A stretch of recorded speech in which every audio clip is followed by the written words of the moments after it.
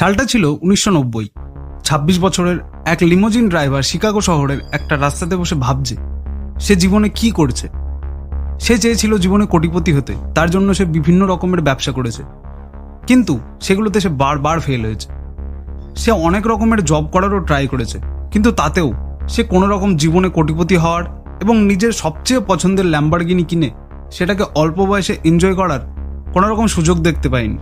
এইসব চিন্তা করতে করতে সে এখন ডিপ্রেশনে চলে যাচ্ছে। কিন্তু এবার সে ডিসিশন নেয়, অনেক হয়েছে, এবার আমার জীবনে এমন একটা অ্যাপ্রোচকে অ্যাডপ্ট করতে হবে যা আমাকে আমার স্বপ্নের দিকে নিয়ে যাবে, আমাকে ফাইন্যান্সিয়াল ফ্রিডম দেবে। এবার সেই ২৬ বছরের ছেলেটি নিজেকে তার কমফোর্ট জোন থেকে বার করে, আর সে খুঁজে পায় জীবনে কোটিপতি হওয়ার এবং আর্লি এজ রিটায়ারমেন্ট নেওয়ার একটা রোডম্যাপ, যে রোডম্যাপকে খুব কম লোকই ডিসকভার করতে পারে। এই রোডম্যাপ ধরে চলেই ওই ছেলেটি মাত্র ৩১ বছর বয়সে নিজের প্রথম $1 মিলিয়ন কামায়, আর মাত্র ৩৭ বছর বয়সে নিজের ফাইন্যান্সিয়াল ফ্রিডম অ্যাচিভ করে। ওই ২৬ বছরের ছেলেটি আর কেউ না, আমাদের আজকের বই দ্য মিলেনিয়ার ফাস্টলেনের লেখক এমজে ডেমার্কো। আর তোমারও যদি অথারের রোডম্যাপ সম্বন্ধে জানতে, কিভাবে নিজের ইয়াং এজে ফাইন্যান্সিয়াল ফ্রিডম অ্যাচিভ করতে হয় বা জীবনে কিভাবে ধনী হওয়া যায় তার সিক্রেট জানতে হয়, তবে এই ভিডিওটি শেষ পর্যন্ত দেখো, তোমার কাছে সবকিছু ক্লিয়ার হয়ে যাবে। নমস্কার বন্ধুরা, আমি অর্পণ বুকস ক্লাবের আবার একটি নতুন ভিডিওতে তোমাদের স্বাগত জানাই। দ্য মিলেনিয়ার ফাস্টলেন এই বইটি থেকে তুমি জানতে পারবে যে ধনী ব্যক্তিদের টাকা পয়সা কামাই করার সিক্রেট কোড, যা আজ পর্যন্ত তোমাকে কেউ বলেন। ধনী হওয়ার জন্য আমাদের সোসাইটিতে মানুষরা কত ধরনের রাস্তা দিয়ে নিজের ফাইন্যান্সিয়াল জার্নি শুরু করে, বা কোন রোড ম্যাপগুলিকে ফলো করে, এবং কোন রাস্তাটি একমাত্র তোমাকে ধনী বানাতে পারে, বা অথার কোন রোড ম্যাপকে ফলো করেছিল, এসবই। আমি এই বইটি মূলত 3টি ভাগে ভাগ করে নিয়েছি, যাতে খুব ইজিলি তোমাদের এই বইটা বুঝতে সুবিধা হয়। প্রথম পার্টে আমি আলোচনা করেছি যে জীবনে ধনী হওয়ার জন্য মানুষ কোন কোন রাস্তাগুলি ধরে এগিয়ে যায় বা রোড ম্যাপগুলিকে ফলো করে, সেখানে তাদের চিন্তাধারা কেমন হয়, আর কত টাকায় বা ওই রাস্তাগুলিতে চলে তারা ইনকাম করে। দ্বিতীয় পার্টে আলোচনা করেছি যে কোন রাস্তাটি তোমার জন্য সবথেকে বেস্ট, এবং শেষে তুমি কি করলে জীবনে ধনী হতে পারবে। Let's jump into the video. আমরা বর্তমানে এমন একটা সোসাইটিতে বসবাস করছি যেখানে টাকাটা আমাদের জীবনে একটা ভ্যালুয়েবল টুল হিসাবে কাজ করে। বর্তমানে আমাদের কাছে যত টাকা থাকবে তত আমরা এই দুনিয়ার আরও বেশি বেশি সব কিছুতে অ্যাক্সেস পাবো। তাই বর্তমানে অনেকেই টাকার পিছনে ছুটছে। যদিও জীবনে টাকা সব কিছু না, তবুও তারা ছুটছে কোটিপতি হওয়ার জন্য। এই টাকার পিছনে ছোটার জন্য আমাদের সমাজে মানুষদের মূলত 3 ধরনের রোডম্যাপকে ফলো করতে দেখতে পাওয়া যায়। প্রথম হচ্ছে সাইড লেন, দ্বিতীয় স্লো লেন, এবং তৃতীয় হচ্ছে ফাস্ট লেন। এবার আমরা এই 3 ধরনের রোডম্যাপ বা রাস্তাগুলি সম্বন্ধে জানবো, এবং এই রাস্তাতে চলতে থাকা মানুষদের কি ধরনের মাইন্ডসেট থাকে সেটাও দেখব। তাহলে চলো প্রথমে দেখে নিই আমরা সাইড লেন সম্বন্ধে। আমাদের সোসাইটিতে বেশিরভাগ মানুষ এই সাইড লেন দিয়ে নিজের ফাইন্যান্সিয়াল জার্নি শুরু করে, কিন্তু এই সাইড লেন মূলত আমাদেরকে দিন দিন গরিব হওয়ার দিকে নিয়ে যায়। তবে এমন না যে এই সাইড লেনে চলে কেউ ধনী হতে পারে না। কিছু কিছু মানুষ তো এই সাইড লেনে চলে বেশ ভালো রকমের টাকা নিজেদের জন্য ইনকাম করে। কিন্তু এই লেনে থাকা মানুষদের সমস্যা হলো এরা সবসময় নিজেদের ইনস্ট্যান্ট গ্র্যাটিফিকেশনের পিছনে ছুটে বেরিয়ে নিজেদের টাকা পয়সা সব নষ্ট করে ফেলে। এদের কাছে টাকার ইকুয়েশনটা হলো অনেকটা এইরকম যে wealth is equal to income plus depth. মানে এদের কাছে যখন টাকা আসে তখন তারা সেই টাকাগুলিকে নিজেদেরকে ধনী দেখানোর পিছনে খরচ করে দেয়, আর যখন এদের কাছে টাকা কম থাকে তখন এরা অন্যের কাছ থেকে টাকা ধার নেয় নিজেদের রিচ লাইফস্টাইলকে মেনটেন রাখার জন্য। এরা জাস্ট দেখাতে চায় যে আমি রিচ, তাতে আদেও তাদের কোনো জিনিসকে অ্যাফোর্ড করার ক্ষমতা থাকুক আর না থাকুক এরা সেটা দেখে না। কিন্তু অথরের মতে যারা জেনুইন রিচ হয় তারা যে কোনো জিনিসকে কেনার পর যদি তাদের কোম্পানি ডুবেও যায় তবুও তাতে তাদের কিছু যায় আসে না। যেমন একটা চকলেট কেনার পর কারো যদি জব চলে যায় তাতে যেমন তার সেরকম কোনো রকম অসুবিধা হবে না, ঠিক সেই রকম এরা আরও মনে করে যে জীবনে যা আছে সব তো আজকেরই জন্য, আগামীকাল বেঁচে থাকবো কিনা তারই ঠিক নেই। আর তাই তারা আজটাকে এনজয় করতে গিয়ে প্রথমে গরিব হয় আর তারপর ব্যাংক করাপ্ট হয়ে যায়। মোট কথা এদের কাছে কোনো রকম ফাইন্যান্সিয়াল নলেজ থাকে না।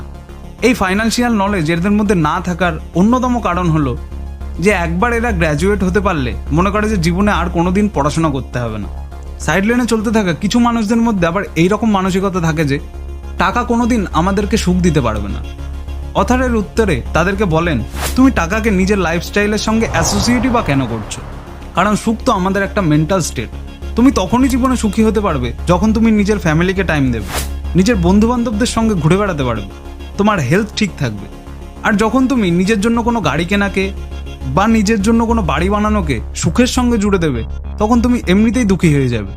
এরা আসলে বোঝেই না যে টাকা একটা খুব ভালো টুল, যা তাদের জীবনে ফাইন্যান্সিয়াল ফ্রিডম এবং টাইম ফ্রিডম এনে দিতে সাহায্য করে।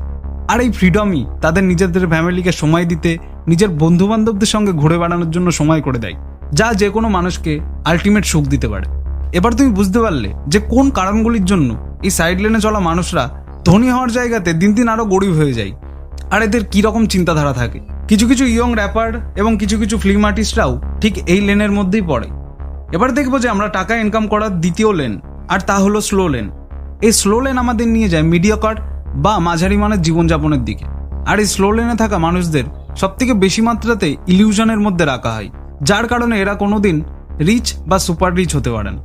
এদেরকে বলা হয় যে এখন জব করো, আর তার সাথে নিজের ভবিষ্যতে ফাইন্যান্সিয়াল ফ্রিডম পাওয়ার জন্য মিউচুয়াল ফান্ড বা শেয়ার মার্কেটে ইনভেস্ট করো, তবে তুমি একটা সময় গিয়ে রিচ হয়ে যাবে বা ধনী হয়ে যাবে। আর এরা সেই আশা নিয়েই জীবনে চলতে থাকে। তবে এই লেনে চলা মানুষদের মধ্যে কিছুটা পরিমাণে নিজেদের ফাইন্যান্সিয়ালের নলেজ থাকে, কারণ এটা গ্র্যাজুয়েট হওয়ার পরেও নিজের পড়াশোনাকে চালিয়ে যায়, তবে নিজেদের ইন্ট্রিনসিক ভ্যালু বাড়ানোর জন্য, বা যাতে জব করে আরও বেশি স্যালারি পেতে পারে তার জন্য। এবং তার সাথে ফাইন্যান্সিয়াল নলেজও এরা নেয়। এদের ক্ষেত্রে ওয়েলথ ইকুয়েশনটা অনেকটা এরকম হয় যে wealth is equal to job plus investment. কিন্তু এই বইতে স্লো লেনে চলে বা জব করে কোনোদিন ধনী হতে না পারার 6টি কারণ অথার আমাদের দিয়েছেন। তার মধ্যে প্রথম হলো, এখানে টাকার জন্য নিজের টাইমকে ট্রেড করা হয়। আমি সপ্তাহে 5 দিন কাজ করব, আর তার জন্য আমাকে 2 দিন ছুটি দেওয়া হবে। এটা যদিও বাইরের দেশগুলির জন্য প্রযোজ্য, আমাদের ইন্ডিয়া বা বাংলাদেশে সেই ছুটিটা হয় 1 দিনের। এটার সাথে নিজের ওয়েলথ ইকুয়েশন করলে এরকম দেখাবে যে তুমি আমাকে 5 টাকা দাও, তার বদলে আমি তোমাকে 2 টাকা দেবো, মানে কন্টিনিউ নেগেটিভ 60%-এর লস বুকিং। এবার যে মানুষটা কন্টিনিউ নিজের জন্য নেগেটিভ 60% থেকে মার্কেট থেকে লস বুক করছে, সে তো কিছুদিন পরে গিয়ে ব্যাংকরাপ্ট হয়ে যাবে না, এতে আশ্চর্য হওয়ার তো কিছু নেই। এবার আসা যাক দ্বিতীয় কারণে, নিজের এক্সপিরিয়েন্সের লিমিটেশন হয়ে যাওয়া। জবে তোমাকে প্রথমে কিছুদিন হয়তো নিজের কাজকে বুঝে নেওয়ার জন্য সেই কাজটাকে শিখতে হয়, কিন্তু পরে গিয়ে আর তুমি নিজের স্কিলকে ইনহ্যান্স করতে পারো না, কারণ তোমার কাছে নতুন কিছু শেখার জন্য টাইমই থাকে না। তৃতীয় কারণ, তোমার নিজের ইনকামের ওপর কোনো রকম ডিক্টেটরশিপ থাকে না। এই লেনে চলা মানুষগুলি এই আশাতে বেঁচে থাকে যে এবার আমার ইনকাম বাড়বে, এবার শেয়ার মার্কেট থেকে হয়তো আমি হাই রিটার্ন পাবো। এরা শুধু নিজেদের হোপের ওপর বেঁচে থাকে, আর কিচ্ছু না। চতুর্থ কারণ, তুমি নিজের কাজের পরিবেশ এবং নিজের কাজে কোনো রকম চেঞ্জ আনতে পারো না, সেই একই বস এবং একই অফিস পলিটিক্স। পঞ্চম কারণ, তুমি সাবস্ক্রাইব করো পে ইয়োর সেলফ লাস্টকে। তোমার অ্যাকাউন্টে যখন তোমার স্যালারি ক্রেডিট হয়, সাথে সাথে তোমার নিজের পরিবারের যত বিল আছে সেগুলি তোমাকে পরিশোধ করতে হয়। তাহলে তুমিই বলো, তুমি সবার আগে নিজেকে পে করবে কিভাবে? ষষ্ঠ কারণ, তোমার কাছে কোনো রকমের কন্ট্রোল থাকে না। তোমাকে যদি জীবনে রিচ হতে হয়, তবে তোমার নিজের টাইমকে এবং নিজের টাকা পয়সা কামানোকে কন্ট্রোল করতে জানতে হবে। কিন্তু জবে এই দুটোর মধ্যে তুমি একটুও কন্ট্রোল করতে পারো না। তুমি কখনো তোমার বসকে গিয়ে বলতে পারো না যে আমার স্যালারি 1000% ইনক্রিজ করাও। তুমি শেয়ার মার্কেটকে গিয়ে বলতে পারো না এই বছর আমাকে 800% রিটার্ন দিতে হবে। বা তুমি স্লো লেনে চলে 10,000 বছর পর্যন্ত জবও করতে পারো না রিচ বা সুপার রিচ হওয়ার জন্য। যদি তোমাকে 30 থেকে 40 বছরের মধ্যে ফাইন্যান্সিয়াল ফ্রিডম অ্যাচিভ করতে হয়, তবে তোমার নিজের ইনকামের ওপর তোমাকে কন্ট্রোল নিয়ে আনতেই হবে। তবে এমন না যে জব করে কেউ ধনী হতে পারে না, কিন্তু এদের কাছে সেই টাকাটাকে এনজয় করতে হলে 60 বছর পর্যন্ত অপেক্ষা করতে হয়। ধরো তোমার কাছে 50 কোটি টাকা থাকলো, তুমি কি সেটাকে 30 থেকে 40 বছর বয়সের জায়গায় 60 বছর বয়সে কি এনজয় করতে পারবে? আমি তোমার জবকে খারাপ বলছি না, সেটা তোমার ইনকাম দিচ্ছে নিজের পরিবার চালানোর জন্য। কিন্তু এই বইতে অথার যেটা বলেছেন জব সম্বন্ধে, সেটা একদম ট্রুথ। আর এই ট্রুথ কখনো কাউকে মোটিভেট করে না। টাকা ইনকাম করে ধনী হওয়ার জন্য আমাদের সামনে 3টি রোড ম্যাপ দেওয়া আছে। আগের 2টি রাস্তা, এবং সেগুলিতে চলে যে আমরা জীবনে ধনী হতে পারবো না তা আমরা আগেই জেনেছি। এবার আমরা জানবো সেই রাস্তা সম্বন্ধে যে রাস্তা ধরে অথার নিজের ফাইন্যান্সিয়াল ফ্রিডম অ্যাচিভ করেছিল, আর তা হলো ফার্স্ট লেন। আমাদের জীবনে আর্লি এজে মানি ফ্রিডম দিতে পারে একমাত্রই ফার্স্ট লেন। কিভাবে? তাহলে চলো একটা গল্পের মাধ্যমে এটা বোঝা যাক। একবার ইজিপ্টের ফেরত সমন তার 2 ভাইপো চুমা এবং অজুরকে নিজের কাছে ডেকে একটা ডিল করলেন যে তারা সমনের জন্য একটা পিরামিড বানাবে, আর যার পিরামিড সবার আগে শেষ হবে তাকে ফেরসের সিংহাসন দেওয়া হবে। তখন তাদের বয়স ছিল 18 বছর। তারা 2 ভাই এতে অত্যন্ত খুশি হলো। অজুর তো তার পরের দিন থেকেই পিরামিড বানানোর জন্য কাজে লেগে পড়ল। অজুর বহু খাটনি করে বড় বড় পাথর বয়ে নিয়ে এসে নিজের পিরামিডের ফাউন্ডেশনের প্রথম লেয়ারটি কমপ্লিট করলো 1 বছর ধরে। ওদিকে চুমার কোনো রকম খোঁজই নেই। এইভাবে আরও 1 বছর কঠোর পরিশ্রম করে পাথর টেনে নিয়ে এসে অজুর নিজের পিরামিডের ফাউন্ডেশন কমপ্লিট করে ফেলল। চুমার তবুও কোনো খোঁজ নেই। এবার তৃতীয় বছর অজুর যখন নিজের পিরামিডের প্রথম ধাপ শেষ করলো, তখন সে দেখলো চুমা হঠাৎ একদিন একটা বিরাট বড় পাথর তোলার যন্ত্র নিয়ে হাজির হলো, এবং চুমা সেই যন্ত্রটির সাহায্যে মাত্র 1 মাসের মধ্যে নিজের পিরামিডের ফাউন্ডেশন শেষ করে ফেলল। এদিকে অজুর নিজের পিরামিডের দ্বিতীয় ধাপে পাথর বসানোর সময় বুঝতে পারল যে তার আরও বেশি শক্তির প্রয়োজন। সে কোনোভাবেই এই ভারী পাথরগুলো আর দ্বিতীয় ধাপ পর্যন্ত নিয়ে যেতে পারছে না।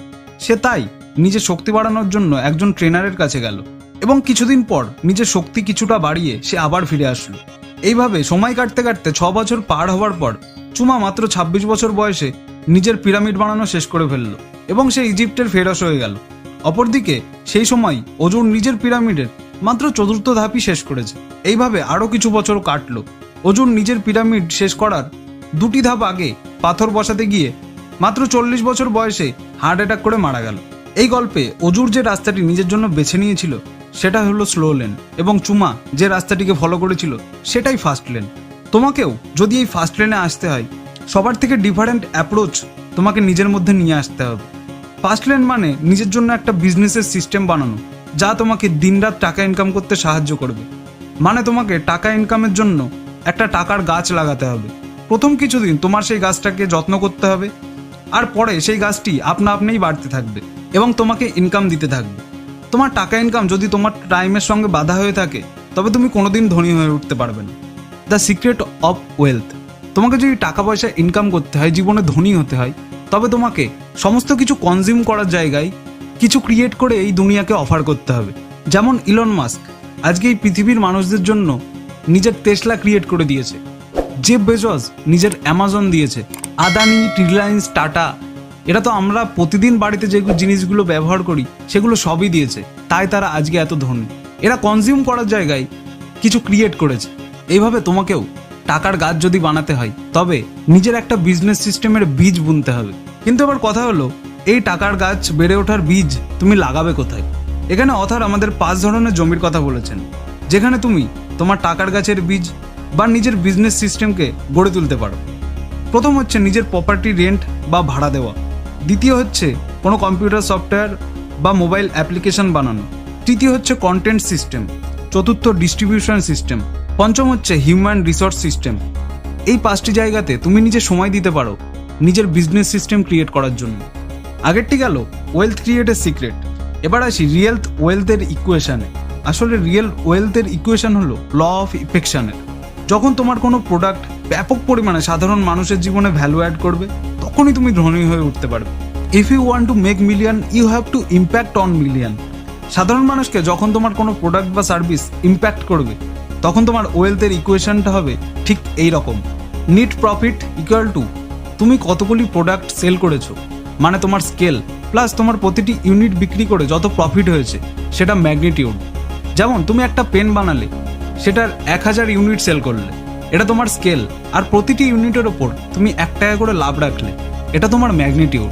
তাহলে তোমার নিট প্রফিট দাঁড়ালো 1000 × 1 ইকুয়াল টু 1000 টাকা। শুধু কোনো প্রোডাক্টকে স্কেল করলে বা ম্যাগনিটিউড করলে তুমি কোটিপতি হবে, কিন্তু যদি কোনো প্রোডাক্টের সাথে তুমি স্কেল প্লাস ম্যাগনিটিউড জুড়ে দাও, তবে তুমি আরবপতি হয়ে যাবে।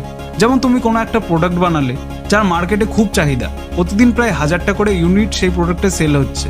এত পরিমাণে সেল হওয়ার ফলে তুমি সেই ইউনিটটাকে আরও স্কেল করালে এবং প্রতিটি ইউনিটের সাথে 200 টাকা করে নিজের প্রফিট রাখলে, তবে তুমি কিছুদিনের মধ্যে কোটিপতি থেকে আরবপতি হয়ে যাবে।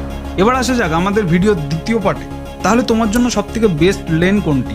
দেখো, তুমি যদি নিজের 30 থেকে 40 বছর বয়সের মধ্যে ফাইন্যান্সিয়াল ফ্রিডম অ্যাচিভ করতে চাও, তবে তোমাকে ফার্স্ট লেনের জার্নি শুরু করতে হবে। তোমার হয়তো এমন মনে হতে পারে যে এখানে রিস্কটা একটু বেশি, তা আসলে ভুল কথা। এখানকার রিস্কও স্লো লেনে চলার সমান। এবার আসি আমাদের ভিডিওর লাস্ট পার্টে। এবার তোমাকে ফার্স্ট লেনে এসে নিজের বিজনেস বানানোর জন্য কিছু জিনিসকে খেয়াল রাখতে হবে। তার মধ্যে প্রথম হচ্ছে নিজের এডুকেশন। আমরা আগের 2টি লেনে দেখেছি যে কেউ গ্র্যাজুয়েশন করার পর নিজের এডুকেশনকে স্টপ করে দেয়, আবার অপরদিকে কেউ নিজের ইন্ট্রিনসিক ভ্যালু বাড়ানোর জন্য পড়াশোনা করে। কিন্তু যারা ফার্স্ট লেনে থাকে তারা সবসময় নিজেদেরকে এডুকেট করে, যাতে তারা আরও বেশি পরিমাণে সাধারণ মানুষদের জীবনে ইম্প্যাক্ট করতে পারে। আর তা তোমাকেও করতে হবে। অনেকে মনে করে যে নিজের এডুকেশন নেওয়াটা সে তো অনেক টাকা খরচার ব্যাপার, কিন্তু বর্তমান সময়ে এডুকেশন একদম ফ্রিতে অ্যাভেলেবেল আছে। যে কোনো সেলফ হেল্প বই 200 থেকে 300 টাকার মধ্যে মার্কেটে অ্যাভেলেবেল, যা তোমার জিও রিচার্জের থেকেও কম দামে তুমি পেয়ে যাবে। ইউটিউব এই পৃথিবীতে সব থেকে বড় এডুকেশন প্ল্যাটফর্ম। এটার ব্যবহার তুমি কিভাবে করছো সেটা তোমার উপর ডিপেন্ড করে। অর্পণ বুকস ক্লাব তোমাদের জন্য প্রতি মাসে বইয়ের সামারি নিয়ে আসছে একদম ফ্রিতে। সেখানে তুমি নিজের এডুকেশন নিতে পারো। এছাড়াও ইউটিউবে অনেক পডকাস্ট চ্যানেল আছে যেখান থেকে তুমি সাকসেসফুল লোকদের কাছ থেকে শিখতে পারবে। তোমাকে ফার্স্ট লাইনে নিজের বিজনেসকে টিকিয়ে রাখতে হলে এই ফার্স্ট লাইনের 5টি কমান্ডমেন্টকে তোমাকে সবসময় মেনে চলতে হবে। তুমি হয়তো অনেক জায়গায় শুনে থাকবে যে একটা স্টার্ট আপ খুলেছিল 2 বছর আগে, আজ সেটা বন্ধ হয়ে গেছে। এর পিছনের মূল কারণ হলো ওই স্টার্ট আপ ওনার ফার্স্ট লাইনের কোনো না কোনো একটা কমান্ডমেন্টকে ব্রেক করেছিল। তার জন্য এই 5টি কমান্ডমেন্ট হলো the commandment of need, the commandment of entry, the commandment of control, the commandment of scale, the commandment of time. The commandment of need, তোমাকে কোনো ব্যবসা শুরু করার আগে খেয়াল রাখতে হবে যে প্রোডাক্ট বা সার্ভিস তুমি মানুষদেরকে অফার করবে তা কি মানুষদের আদেও দরকার আছে, নাকি এটা শুধু তোমারই ভালো লাগে তাই তুমি মানুষকে অফার করছো। তোমাকে ফার্স্ট লাইনে আসতে গেলে নিজের কি ভালো লাগা সেটাকে ত্যাগ করতে হবে। তোমাকে জানতে হবে সবার কি ভালো লাগে আর সবার কি দরকার। মানুষদের নিড বোঝার সব থেকে সহজ উপায় আমি ক্রিয়েটের ফাউন্ডারের কাছ থেকে শিখেছিলাম। একটা পডকাস্টে এসে তিনি বলেছিলেন যে তোমার কোনো প্রোডাক্ট যখন তোমার বাড়ির পাশের লোক বা তোমার রিলেটিভ তোমার কাছ থেকে কিনতে চাবে তখন তুমি জানবে তুমি একদম সঠিক রাস্তাতে আছো। দ্য কমান্ডমেন্ট অফ এন্ট্রি, তোমাকে এমন একটা ব্যবসা শুরু করতে হবে যা সবাই চাইলেও শুরু করতে পারবে না, না হলে ওই বিজনেসটি দ্য কমান্ডমেন্ট অফ এন্ট্রিকে ভায়োলেট করে দেবে। দ্য কমান্ডমেন্ট অফ কন্ট্রোল, তোমার বিজনেস অবশ্যই তোমার কন্ট্রোলে থাকতে হবে। দ্য কমান্ডমেন্ট অফ স্কেল, তুমি যাতে খুব সহজে ব্যবসাটিকে স্কেল করতে পারো সেদিকে খেয়াল রাখতে হবে। অথার আগেই বলেছিলেন যে তুমি যত মানুষের ওপর নিজের ইম্প্যাক্ট করতে পারবে তুমি তত বেশি ইনকাম করতে পারবে। দ্য কমান্ডমেন্ট অফ টাইম, প্রথমে তোমার সেই ব্যবসাটিকে গ্রো করানোর জন্য তোমাকে সময় দিতে হবে, যাতে পরে তুমি সেই ব্যবসাটিকে সময় না দিলেও সেই ব্যবসাটি আপনা থেকেই গ্রো হতে থাকে। এরকম ব্যবসা তোমাকে চুজ করতে হবে। যে ব্যবসা 24/7 তোমার কাছে সময় নিচ্ছে সেই ব্যবসা আসলে কোনো ব্যবসা না, ওটা তোমার জব হয়ে দাঁড়িয়ে যাবে। এবার তোমার মনে প্রশ্ন আসতে পারে যে এরকম ব্যবসা আমি কোথায় পাবো। তার জন্য আমি তোমাকে 3 ধরনের ব্যবসার কথা বলবো যেগুলি ফার্স্ট লাইনের এই 5টি কমান্ডমেন্টকে স্যাটিসফাইড করে। Number 1, internet business. এই বিজনেস মূলত 7 রকম মডেলের উপর বেস করে তুমি করতে পারো।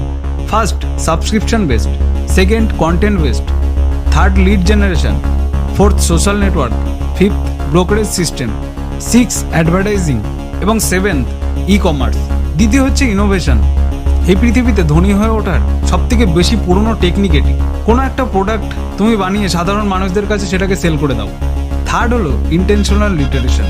এটা ফার্স্ট লাইনের 5টি কমান্ডমেন্টকে সবগুলিকে স্যাটিসফাই করে না, কিন্তু 4টিকে করে। আর সব থেকে বেশি পরিমাণে স্যাটিসফাই করে দ্য কমান্ডমেন্ট অফ স্কেলকে।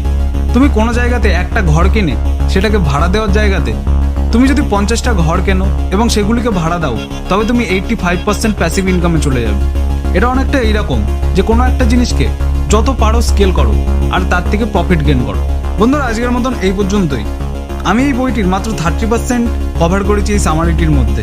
তুমি যদি এই বইটি থেকে নিজের আরও বেশি ফায়দা নিতে চাও এবং ফার্স্ট লাইনের নিজের জার্নি শুরু করতে চাও তবে নিচে দেওয়া লিঙ্কটি থেকে তুমি এই বইটি পারচেস করো। ভিডিওটি দেখার জন্য তোমাদের সবাইকে ধন্যবাদ।